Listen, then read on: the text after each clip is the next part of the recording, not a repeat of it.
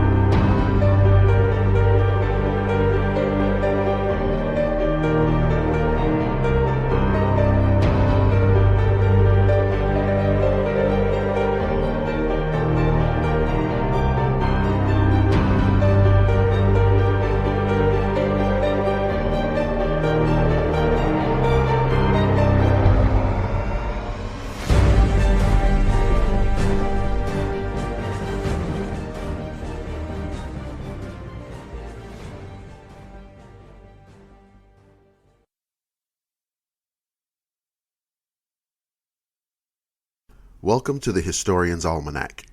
I'm your host, Dr. William Lester. On this episode of the show, the gunfight at the OK Corral.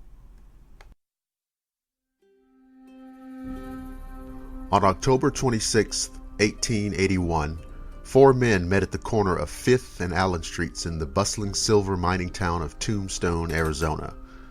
They walked north on 5th, turned left on Fremont Street, and headed toward a vacant lot next to the OK Corral.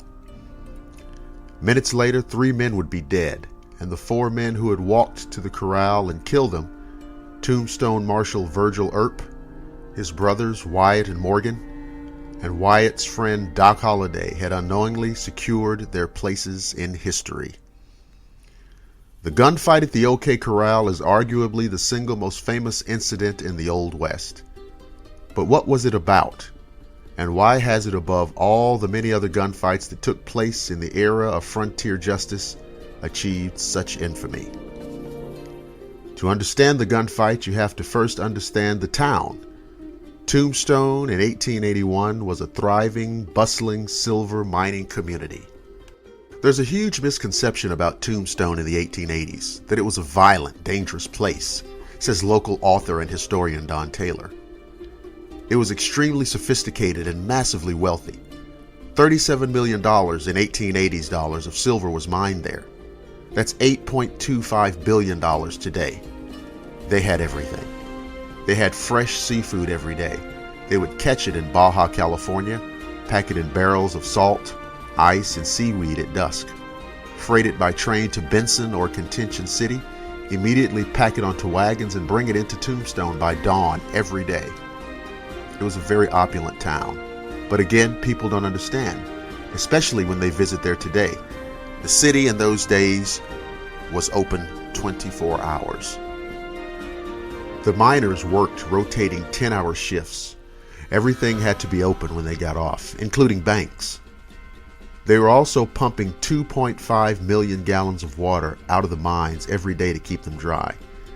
So you had all the mining activity, all the milling activity, all the water rushing down Tough Nut Street, and the town open 24 hours a day. It must have been noisy as hell. As the mines thrived, so did all manner of supporting businesses, banks, bars, restaurants, hotels, and prostitutes, many of whom worked out of small cribs that lined 6th Street. The riches to be had attracted plenty of would-be entrepreneurs, among them Wyatt, Virgil, Morgan, James, and Warren Earp, and also Doc Holliday. Both Virgil and Wyatt had been lawmen. Virgil had recently been appointed to deputy marshal for the part of the Arizona Territory that included Tombstone, and although some record-keeping at the time was poor, it is possible that Wyatt may have been a deputy marshal as well. Certainly it appears as if all the brothers were anxious to join the list of those profiting from Tombstone's booming business. They invested in one of the mines. James tended bar. Wyatt rode as a stagecoach guard and dealt faro, the popular card game of the time, in a local saloon. But Tombstone's growth and growing sophistication grated with one segment of society, the cowboys, a loose confederation of ranchers and cattle rustlers. The cowboys, who were predominantly rural Southern Confederates, eyed the primarily Yankee mercantile class that was dominating Tombstone and which the Earps typified with suspicion. And the feeling was mutual. It didn't take long after the Earps' arrival in late 1879 for tensions between them and the cowboys to develop, particularly with Virgil and Wyatt spending time in law enforcement positions. That tension reached boiling point when Wyatt helped in the identification and arrest of some cowboy members in a pair of stagecoach robberies, and the cowboys in turn asserted that Wyatt and Holliday had in fact been the ones responsible for the holdups. On the night of October 25, 1881, one of the cowboy leaders, Ike Clanton, got into a heated drunken argument with Holliday, and the next morning he wandered drunkenly up and down Allen Street, threatening to kill him and the Earps. A series of confrontations steadily escalated until Virgil was informed that the group of armed cowboys had gathered outside Fly's boarding house, where Holliday was living, in a vacant lot close to the OK Corral.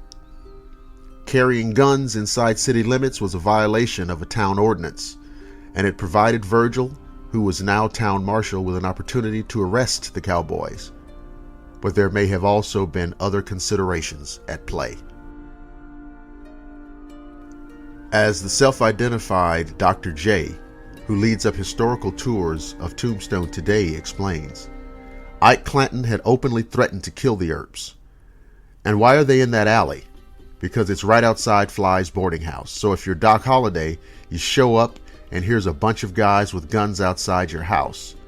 You might want to think about, are they going to get me tomorrow if I don't get them today? Virgil deputized his brothers and Holliday, and they set off for the vacant lot. "Throw up your hands," shouted Virgil as they reached the alleyway's entrance. "I mean to disarm you." There was a pause, and the click-click of a gun or guns being cocked. "Hold on, I don't want that," shouted Virgil, but it was too late. There were 2 shots fired simultaneously. It is uncertain by whom, and then, as Wyatt later testified, the fight then became general. Ironically, Ike Clanton, who had instigated the confrontation, fled the scene, grabbing Wyatt and screaming that he was unarmed. "The fight has commenced," snarled Earp. "Get to fighting or get away." Clanton promptly took off, as did another cowboy, Billy Claiborne. Within seconds, 2 of the cowboys, Tom McClaughry and Billy Clanton, lay mortally wounded. Virgil Earp had been shot in the calf, and Morgan Earp shot through the shoulder blades. A 3rd cowboy, Frank McClaughry, shot in the stomach, staggered into Fremont Street, and leveled his gun at Holliday. "I've got you now," he said, mistakenly believing Holliday was out of ammo. "Blaze away," taunted Holliday. "You're a daisy if you do." At that point, both Holliday and Morgan Earp fired almost simultaneously. Bullets from one or both of their guns struck McClaughry in the head, killing him. The entire gunfight lasted approximately 30 seconds. The following day, the headline in the Tombstone Epitaph newspaper read, "3 men hurled into eternity in the duration of a moment." The cowboy supporters insisted that their men had been killed in cold blood. The Earps and Holliday stood trial for murder, but were cleared. 130 years later, the gunfight has been the focus of numerous motion pictures and part of many more, and was even pivotal to an episode in the original series, Star Trek. So we ask again, why has the slaying of 3 men on a misdemeanor firearms violation endured through history? In January 1881, Tombstone Mayor John Clum joined the brand new Associated Press. He explains, "So everything he wrote went to San Francisco, Chicago, New York. Everybody knew what was going on here." There was also, explains Tim Fattig, who works as a tourist guide at the OK Corral and has written a voluminous biography of Wyatt Earp, another factor. The fact that the gunfight did not mark the end of the Earp-Cowboy feud. On December 28, 1881, Virgil Earp survived an assassination attempt but lost the use of his left arm. The following March, Morgan was gunned down and killed while playing billiards. In revenge, Wyatt, Warren Earp, Holliday, and others set out on a vendetta ride for justice in which they killed at least 3 cowboys, including the faction's de facto leader, Curly Bill BROCIUS. It was the vendetta ride that truly elevated the gunfight in public perception, Fattig says. The idea of a brother gaining revenge for one brother's murder and another being wounded is compelling. That's one reason why Wyatt Earp dominates the history books and the mythology at his brother's expense. He was the one who led the ride for vengeance. There is also another reason. In 1931, 2 years after Earp's death, author Stuart Lake published Wyatt Earp, Frontier Marshal, an account he produced with Earp's collaboration. After that came the movies, My Darling Clementine, Gunfight at the OK Corral, and more, and the TV series, including The Life and Times of Wyatt Earp. Wyatt is lionized above the others, in other words, because he outlived them all and got to tell his story. The rest, as they say, is history.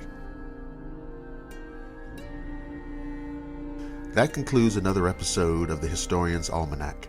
Thank you for listening to the program. I'd like to invite you to listen to my other program, Agenda Earth, along with co-host Mark Zaski. The show can be heard on the Crypto Reality YouTube channel and also on the Agenda Earth Facebook page. I'm Dr. William Lester, and remember, history comes alive on the Historian's Almanac.